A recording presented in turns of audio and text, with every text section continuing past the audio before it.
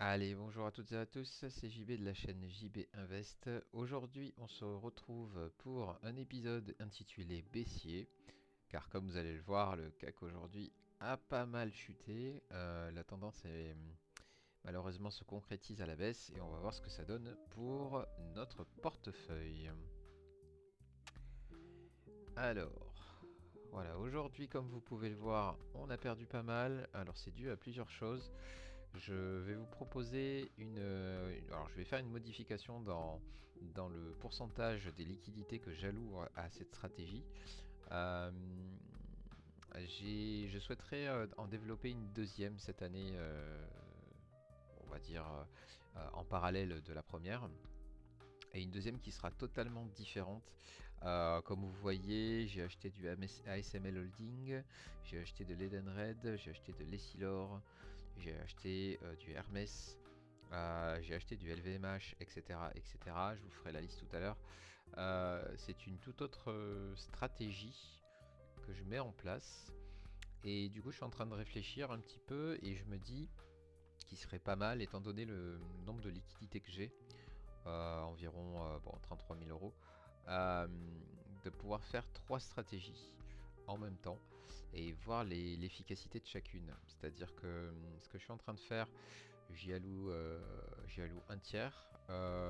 Cette deuxième stratégie qui est basée sur une stratégie que j'ai vue il y a quelques temps et que je souhaiterais aussi mettre en place, c'est la stratégie des entreprises de qualité.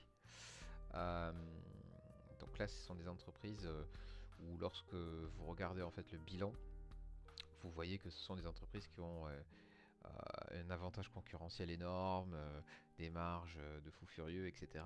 Et que ça perdure à travers le temps. Et je me suis dit, bon, je me suis renseigné, j'ai vu des benchmarks comparés au SP500, etc. D'ailleurs, je vais vous conseiller une chaîne, je vous en parlerai tout à l'heure, qui m'a un peu conforté dans ce choix, pour 2024 en tout cas. Et par contre, ces stratégies, elle va pas suivre l'indicateur extra trend, elle va être beaucoup plus long terme. Mais ça, on viendra dessus tout à l'heure. Ok, on va faire un petit listing du coup des actions que j'ai en portefeuille et on va voir un petit peu les évolutions. Donc ça va être assez rapide je pense. On va commencer avec Adyen, lourde baisse aujourd'hui, moins 3,86. On a le stop qui remonte un petit peu.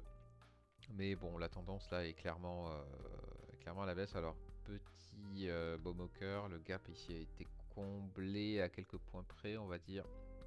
Ouais. Donc, on va voir s'il y a un rebond sur les indices demain ou si ça continue. Ensuite, nous avons Air Liquide qui a plutôt bien résisté. Même si, bon, moins 1%, mais on voit au niveau du graphe, c'est quand même un peu moins dégueulasse. On continue avec Arcadis qui a fait un gros gap baissier mais qui est bien remonté. On va voir ce que ça donne. Est-ce que c'est un point d'inflexion? Ce qu'on appelle un point d'inflexion, c'est voilà, c'est une baisse, puis hop, on arrête.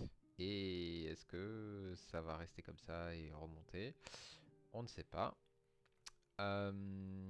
Ensuite, on a BAM, Groep qui a fini là où il a commencé aujourd'hui, c'est-à-dire en gap baissier. Par contre, ce qui est pas bien du tout, c'est ce gap laissé ouvert. On a Bouygues. Alors Bouygues, je suis sorti de Bouygues. Tout simplement parce que vous voyez, ça a touché le stop avec cette mèche. Donc c'est dommage. On va sortir l'action de la liste et on y reviendra peut-être quand les temps seront meilleurs. Ensuite, Capgemini. Capgemini, action en portefeuille. Alors cette action va faire partie de mes actions de qualité, de mes 10 actions de qualité.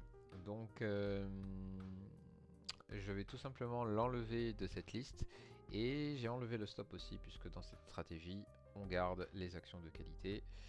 Donc je vais l'enlever tout de suite. Il y a certaines actions comme ça qui vont faire partie de ma deuxième stratégie. Ensuite, Danone. Danone, ça c'est super bien tenu. Les volumes sont plus forts que la moyenne. On remonte le stop, et bien évidemment.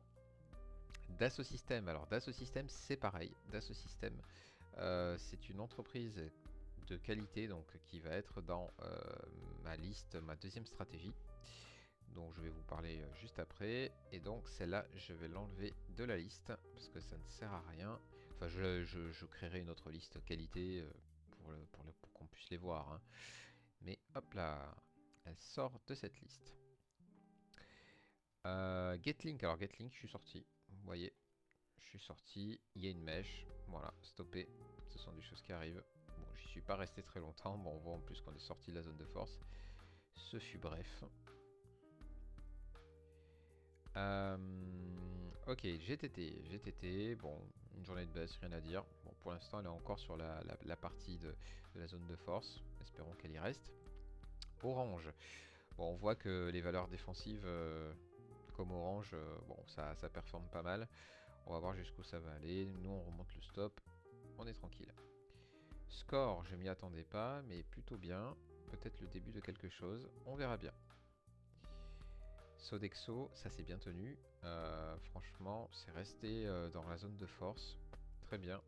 On continue. Alors, il y a eu un gap, évidemment. Enfin, un gap baissier, moins 1%. Mais au niveau graphique, c'est pas dégueulasse.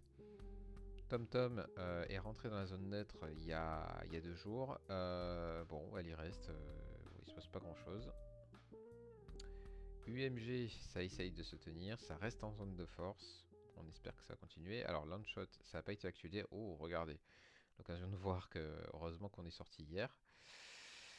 Ah non, on n'est pas sorti hier, on est sorti aujourd'hui, excusez-moi. On est sorti, et ouais, on est sorti en plus en plein sur le stop. Comme ça, au moins, on n'a pas subi la baisse par la suite. Donc, on l'enlève de la liste. Ok, ensuite, on n'a pas vu Vinci. Bon, Vinci, une baisse aujourd'hui, rien d'autre à dire. Le stop s'aplatit à nouveau. Et Walters Kluwer fait un petit gap baissier, mais l'a comblé et a fini à peu près comme hier.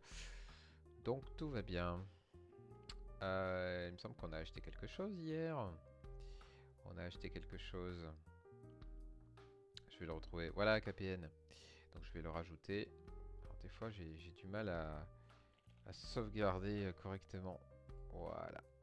Ici. Alors, on va le mettre dans la liste PEA. Voilà. Et on va sauvegarder. Ok, KPN Con. KPN Con, bah écoutez, franchement, pas mal, hein. On remonte le stop. Ok, voilà pour le listing de mes actions aujourd'hui. Je vais vous parler maintenant de cette nouvelle stratégie qui commence à prendre forme. Alors, cette stratégie, je pense que je ferai une vidéo. Elle va être axée sur 10 actions. 10 actions qui sont considérées comme des actions de qualité. C'est-à-dire elles ont en fait comme vous savez, quand vous regardez les analyses fondamentales des sociétés, on vous donne tout un tas de, comment dire, de multiples pour quelle est la dette sur l'EBITDA, le résultat net, le ROE, le ROA. Donc il y a plein de choses comme ça et on classe en fait les sociétés selon leur qualité, si elles matchent tous les critères, etc. Et donc parmi ces sociétés de qualité, donc qui sont pas prêtes de partir dans l'oubli d'ici quelques années, il y a 10 actions que j'ai choisies. Et donc parmi les 10 actions que j'ai choisies, en tout cas éligibles au PEA, pardon, il y a Schneider, il y a L'Oréal, il y a LVMH, il y a Ipsen, il y a Hermès, ça fait 5. Il y a Essilor Luxottica, 6. Edenred, 7. Capgemini, 8. Dassault Systèmes, 9. Et la dernière, ASML Holding, 10. Voilà. Donc on va voir ce que ça donne. Qu'est-ce que je vais faire avec? Je ne mets tout simplement pas de stop. Je laisse courir. Alors par contre j'ai mis à peu près 500 € sauf pour Hermès où c'est bon 1800 etc. L'idée là c'est que pour l'instant j'y affecte 10 000 €. Donc on imagine que si j'ai 10 boîtes, et donc ça serait 1000 euros par boîte à peu près. Bon, vous voyez déjà que Hermès, c'est pas possible. Donc je pense que je dépasserai légèrement pour faire en sorte que, une fois que j'aurai rechargé toutes les sociétés aient à peu près la même valorisation. Et l'idée, c'est de les garder et de faire un rebalancement annuel. Voilà. De faire un rebalancement annuel de ce qui a marché, de ce qui n'a pas marché, etc. Sachant que bon, j'ai regardé enfin, j'ai un site où j'ai pu faire une simulation et bon, ça performait plus qu'assez le SP500, qui est l'indice qui représente les 500 plus grosses capitalisations américaines. C'est généralement l'indice qu'on utilise pour faire le benchmark, ce qu'on appelle le benchmark. Donc du coup, voilà, deuxième stratégie. Et je pense que si pour le dernier tiers de mon solde d'espèces, j'ai pas de stratégie particulière, ben, j'affecterai au total 20 000 euros dans les quality, donc les actions qualité, et 10 000 euros à peu près pour notre stratégie extra trend. Voilà, je pense que c'est à peu près tout. Sur Pro Real Time, aujourd'hui, bah, vu ces dernières journées de baisse, bah, il n'y a rien qui s'affiche, c'est normal. Et par contre, du coup, moi je vous souhaite une excellente soirée, de bons trades, et je vous dis à demain. Salut!